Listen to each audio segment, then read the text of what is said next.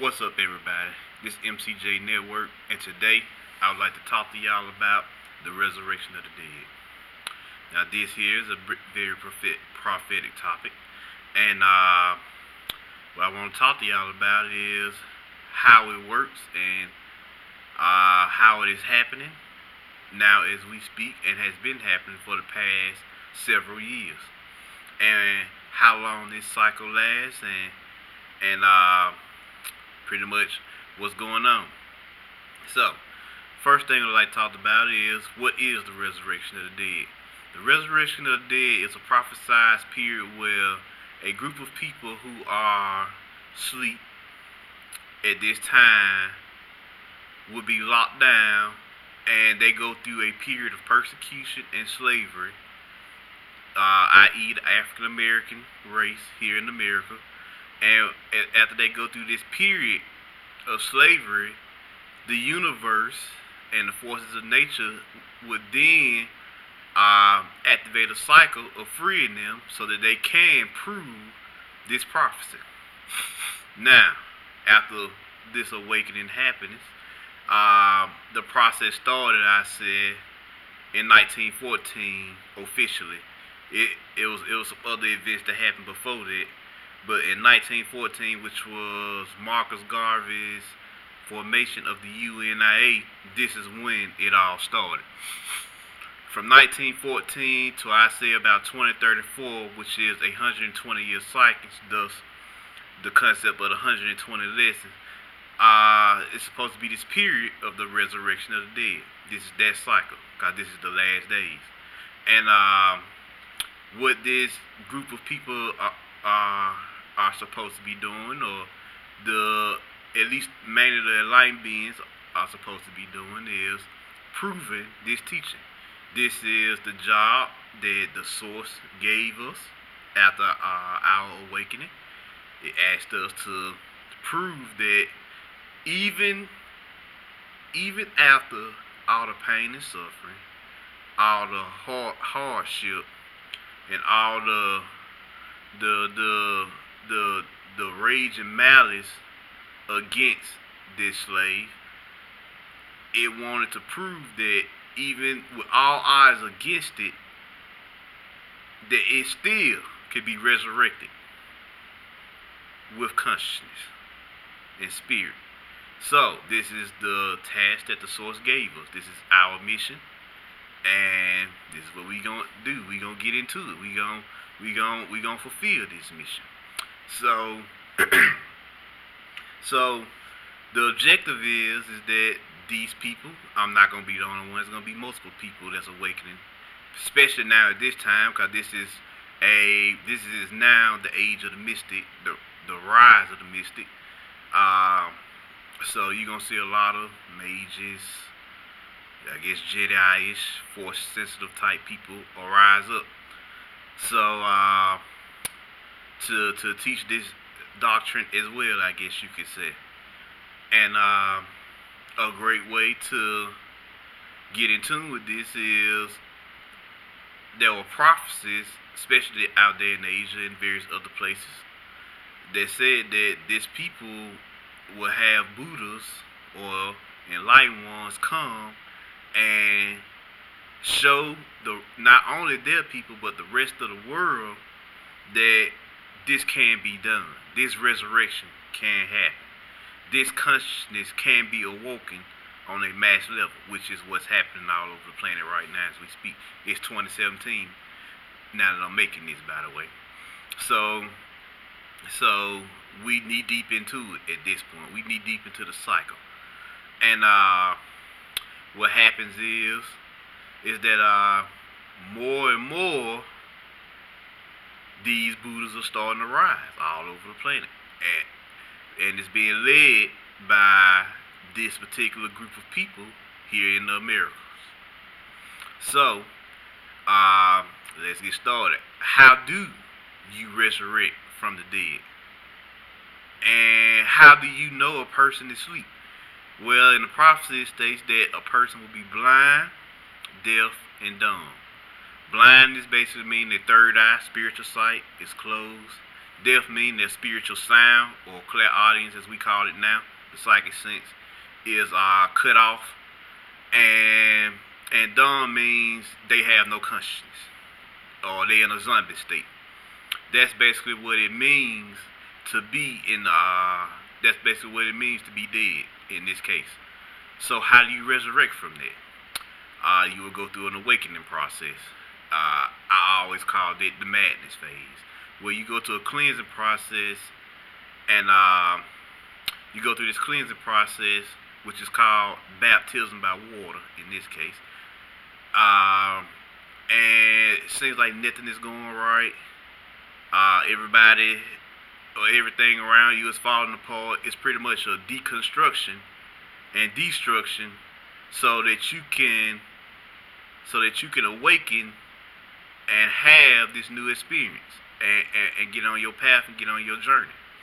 So after the madness phase, you start learning.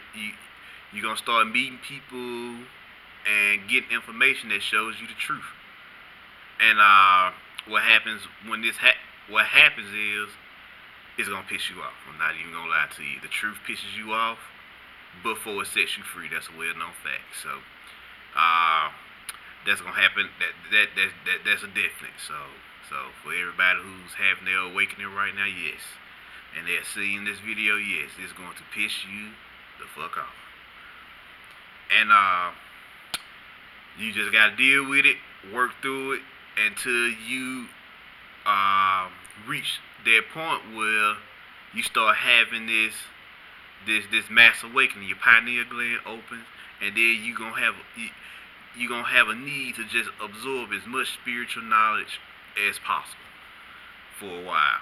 And this might last, I say usually lasts about a year, the awakening process. So what happens next is there will be certain things that is done to your spirit being reprogrammed. We call them chakras. These seven energy spirals in your body will start to awaken. You will start the root chakra, which is the physical plane, and work your way up to the crown chakra, which is consciousness once again, and your connection to cosmic consciousness or universal consciousness. And excuse me. And after that, you will have you will then begin to awaken the things around you and inside you, and you will begin to experience probably visions, insights.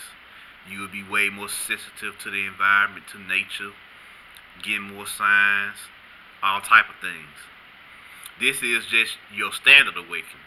You still have what you like to call a Kundalini Awakening, or what they call baptism by fire. The first one was baptism by water. That was your standard awakening.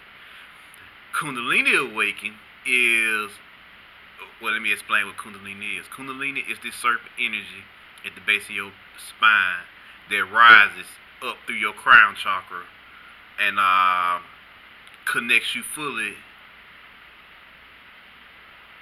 It rises up through your chakra and ascends you into the universes, and it ascends you into the multiverses above you.